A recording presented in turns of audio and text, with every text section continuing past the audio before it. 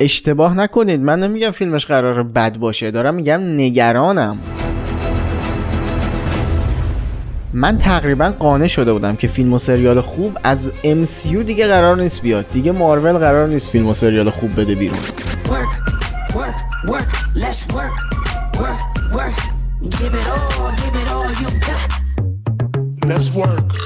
ولی بعد از دیرویل بورن اگین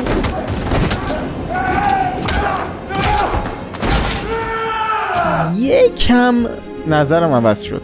الانم که برند نیو دی به نظر محصول خوبی میاد. خب بیاین واقع بین باشیم، شما اسپایدرمن فار فرام هوم رو در کنار برند نیو دی بذارید، انگار ماینکرافت ونیلا رو با ماینکرافت ماد شده شیدردار داره مقایسه میکنی، انگار شیدر زئوس زدن. همه چیز راجع به این فیلم داره خوب پیش میره، یعنی ویلن های کوچولویی که توی فیلمن خوبن، بومرنگ توشه، تومستون توشه، اسکورپین توشه، اینا خیلی خوبه. کاراکترهایی که قرار داخل فیلم باشن واقعا خوبن. پانیشر توشه، هالک توشه، هالک واقعی، نه اون هالک احمقی که توی شی هالک نشونمون دادن، هالک واقعی. و اینا خیلی خوبه. سینماتوگرافی فیلم خوبه، دیالوگ نویسی فیلم خوبه، جلوه های بصری فیلم خوبه، جلوه های ویژه و وی اف ایکس فیلم خوبه، حتی ساوند افکت ها هم خوبن. شما اصلا ساوند ترک هایی که داره توی این فیلم استفاده میشه رو نگاه کن.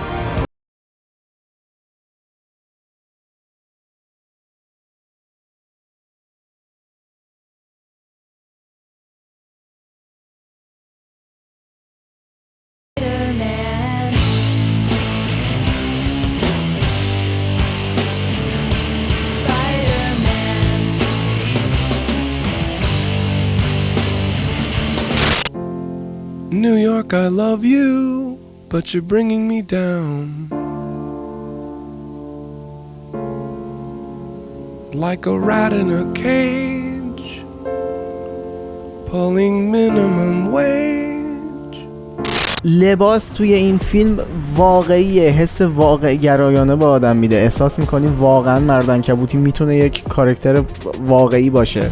البته اینه که تن منه بهتره، ولی خب تو چقدر نمکی. داستان فیلم به نظر خوب میاد، یعنی جالبه. You're not one of my students, are you? من فقط دارم تصور میکنم قرار همچین دیالوگایی بشنویم. نه فرانک، تو نباید آدمای عادی رو بکشی. Let me tell you something, Red. Let me tell you something.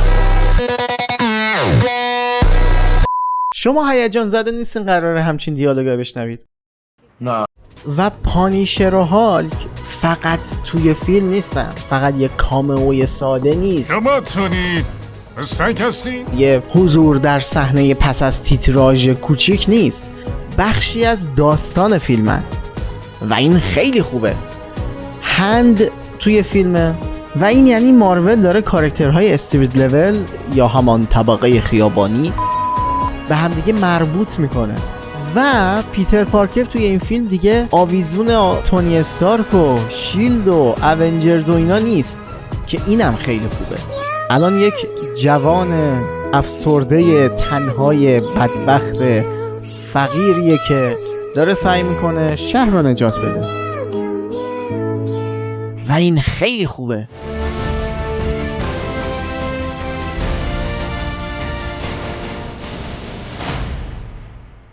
پس پارسا تو نگران چی؟ الان به تو میگم، من نگران سیدی سینکم.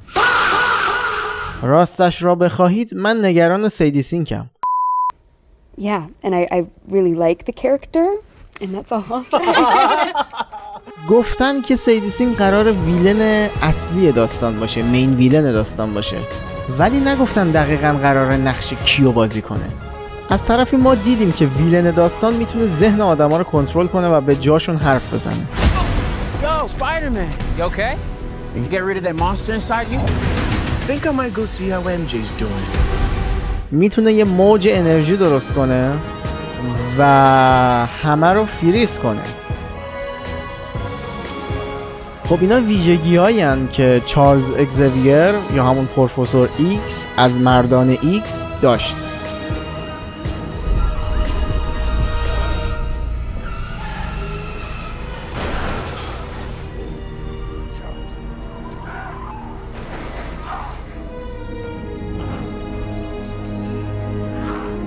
هم توی فیلم لوگان دیدیم که میتونست فریز کنه ملتو، هم میتونه ذهن بقیه رو کنترل کنه و جاشون حرف بزنه.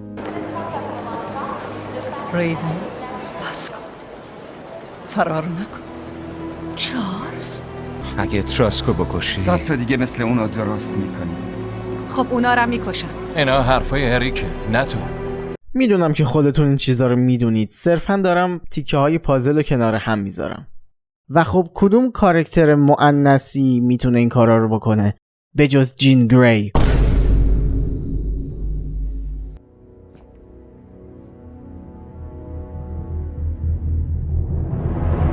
و اینجاست که من نگران میشم که چرا باید توی فیلم اسپایدرمن که اینقدر خوب داره پیش میره، داستان شروع خوبی داره، حداقل کاراکترهای واقعا خوبی توش حضور دارن، مثل ویلنای مثل اسکورپین، تومستون، هند توی داستانه، پانیشر توی داستان قراره به اسپایدرمن کمک کنه، هالک توی داستانه، و جین گری این وسط چیکار میکنه؟